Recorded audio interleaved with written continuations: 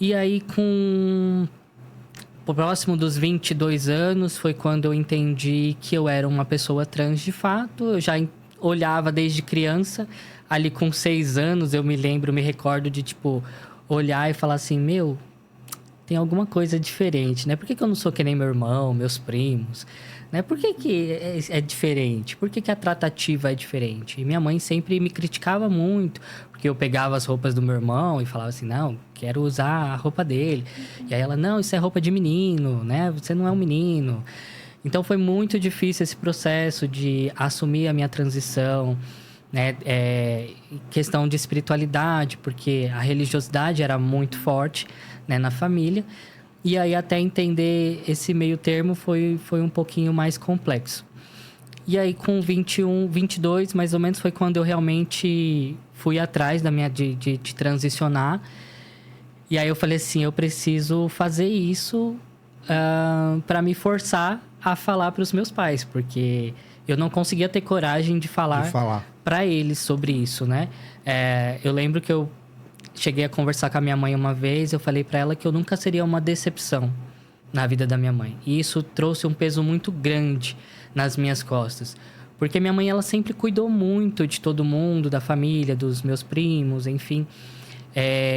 A do meu tio mais novo. E ela sempre assumiu essa responsabilidade materna mesmo com todo mundo.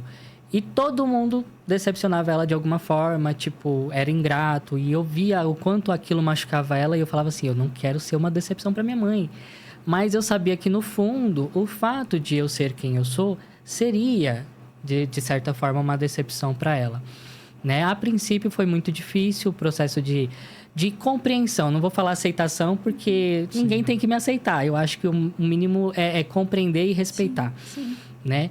E foi um tempo para que a minha mãe e os meus pais, de fato, eles passassem a respeitar quem eu sou e também as minhas escolhas religiosas. Porque não só satisfeito com isso, né? Eu saí da religião, fui desassociado, né? Então, não tenho nenhuma ligação mais com as Testemunhas de Jeová. E aí, a partir do momento que eu sou desassociado, as pessoas que têm essa expressão de fé, elas não podem ter contato, né? Com quem é desassociado.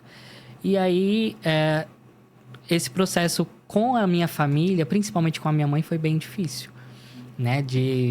Às vezes, eu chegar para comer e ela levantar e sair do espaço, sabe? Então, Nesse momento, você morava junto com seus pais? Morei com eles até ali os 22, aí eu fugi de casa, né? Precisei fugir de casa, aconteceu uma situação bem desconfortável, que eu falei assim, que eu não aceitaria mais aquilo e...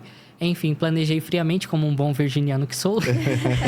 Planejei friamente, falei assim, bom, vou fazer o seguinte, vou sair, não hoje, não amanhã, no dia seguinte do acontecido, falei assim, amanhã vou fazer tudo o que eles queriam que eu fizesse, então passei a roupa, lavei a casa, limpei tudo, deixei tudo organizado e deixei a minha mala pronta e fui embora com R$20 no bolso, assim, tipo, né? Passei bastante dificuldade nos 3 meses que eu fiquei fora. Você não tinha pra onde ir? Eu tinha uma colega minha, na época que eu voltei a conversar com ela, ela morava em Santo André.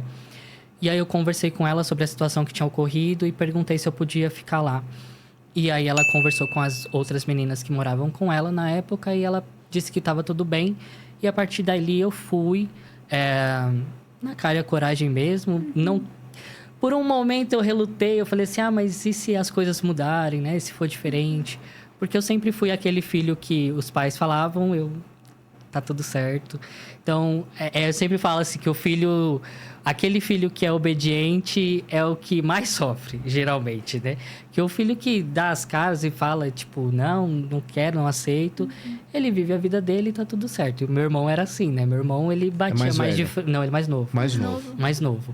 Ele batia meio que de frente e vida que segue, né? E eu tinha uma preocupação, tipo, com a minha mãe. Eu falava assim, minha mãe é doméstica, tipo, sabe? Meu pai, ele tem uma boa condição financeira. E se um dia eles decidirem não estar mais juntos?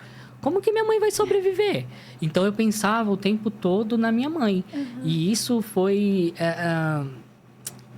meio que não é um peso, mas uma responsabilidade que eu não necessariamente eu tinha que assumir para mim. Né? Então, com o tempo, assim, foi passando. Meu irmão viveu a vida dele, foi fazendo as coisas dele e eu fui pra sair de casa, né?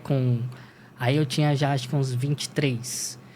Acho que foi 23, 24 anos mais ou menos. Foi quando eu falo que eu fugi de casa, né? Porque eu literalmente fugi de casa, deixei uma cartinha lá assim em cima da cama.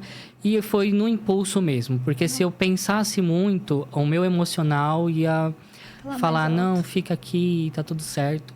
E por mais difícil que foi a jornada fora, né? Nesses 3 meses que eu fiquei fora, eu falo que me fez crescer muito.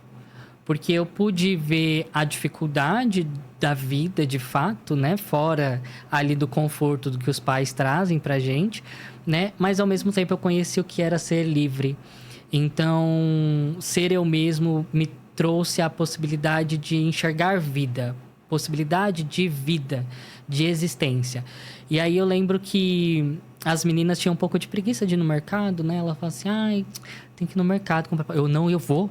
Eu vou? Vocês querem? Nossa, eu vou. Não tem problema, eu saio. Eu saía na rua, assim, com uma felicidade de poder ser eu, sabe? De poder vestir as roupas que eu gostava, de olhar, assim, as pessoas em volta. E, então, me trouxe muito crescimento pessoal, né? E perceber também que, por mais que às vezes a gente tenha amigos que falem... Ah, não, vem cá que eu te ajudo, eu te apoio nesse momento. Dependendo da situação, é aquele próprio amigo que vai meio que te apunhalar pelas costas, né? E eu conheci essas versões de pessoas que eu não esperava. Então, foi bem delicado.